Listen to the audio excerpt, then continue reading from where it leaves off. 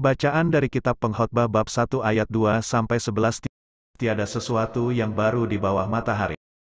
Kesia-siaan belaka, kata pengkhotbah, kesia-siaan belaka, segala sesuatu adalah sia-sia. Apakah gunanya manusia berusaha dengan jerih payah di bawah matahari, keturunan yang satu pergi dan keturunan yang lain datang, tetapi bumi tetap ada, matahari terbit, matahari terbenam, lalu terburu-buru menuju tempat ia terbit kembali, angin bertiup ke selatan, lalu berputar ke utara, terus-menerus ia berputar, dan dalam putarannya angin itu kembali, semua sungai mengalir ke laut, tetapi laut tidak juga menjadi penuh. Kemana sungai mengalir, ke situ sungai mengalir selalu. Segala sesuatu menjemukan, sehingga tak terkatakan oleh manusia, mata tidak bosan-bosan melihat, telinga tidak puas-puas mendengar, apa yang pernah ada akan ada lagi, dan yang pernah dibuat akan dibuat lagi, tiada sesuatu yang baru di bawah matahari. Adakah sesuatu yang dapat dikatakan, lihat, ini baru, tetapi sebenarnya hal itu dahulu sudah ada, lama sebelum kita, kenang-kenangan dari masa lampau tidak ada, dan dari masa depan yang masih akan datang pun tidak akan ada kenang-kenangan pada mereka yang hidup sesudahnya. Demikianlah sabda Tuhan. Segala sesuatu adalah sia-sia. Mendengar nada bacaan ini, seakan-akan penulis berada pada puncak kebosanan hidup.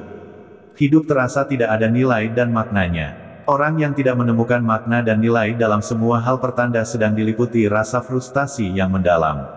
Kesia-siaan dalam semua hal pertanda orang sedang mengalami frustrasi eksistensial. Pertanyaan refleksi bagi kita adalah, apakah betul sang pengkhotbah sedang mengalami frustrasi eksistensial atau hanyalah merupakan ungkapan kritikan kepada para pembaca dan pendengarnya? Kitab Pengkhotbah sebenarnya merupakan kritikan kepada orang yang hidupnya tidak selaras dengan imannya. Pengkhotbah mengecam orang yang salah menentukan prioritas hidup. Ia dengan lantang melawan praktek manusia zamannya yang menomorduakan Allah untuk lebih sibuk dengan hal-hal duniawi. Atau bahkan menggantikan Allah dengan Allah-Allah baru lainnya di dunia ini. Bacaan ini terasa masih sangat relevan dengan situasi dunia saat ini.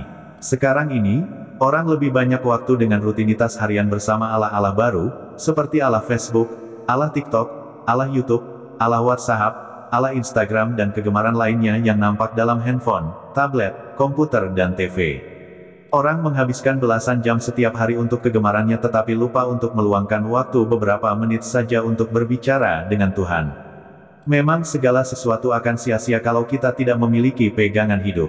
Benarlah bahwa segala sesuatu adalah sia-sia kalau manusia salah menentukan prioritas dalam hidup. Memang betul segala sesuatu menjadi sia-sia kalau manusia salah menentukan arah hidupnya.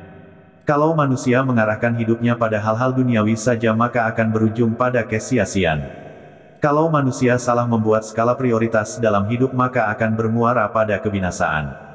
Kita harus menata kembali hidup kita dengan membuat keseimbangan antara yang duniawi dan rohani, antara yang sesaat saja dan untuk yang jangka panjang sifatnya.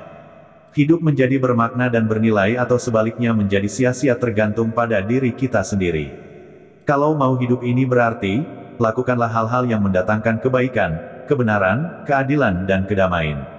Kita harus memihak pada budaya kehidupan. Budaya kehidupan adalah membiasakan segala sesuatu yang baik, kerja keras, komitmen dan fokus pada hal-hal yang positif.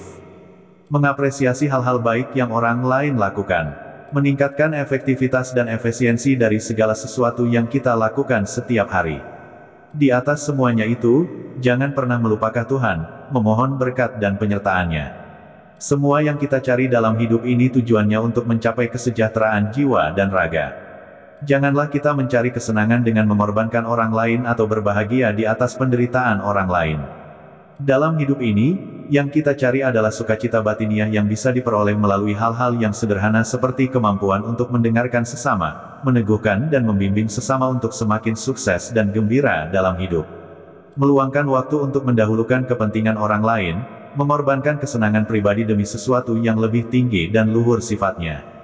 Kekayaan batiniah itu hanya diperoleh dalam keseriusan dan pengorbanan yang besar yang meliputi waktu, tenaga, kecakapan serta perasaan.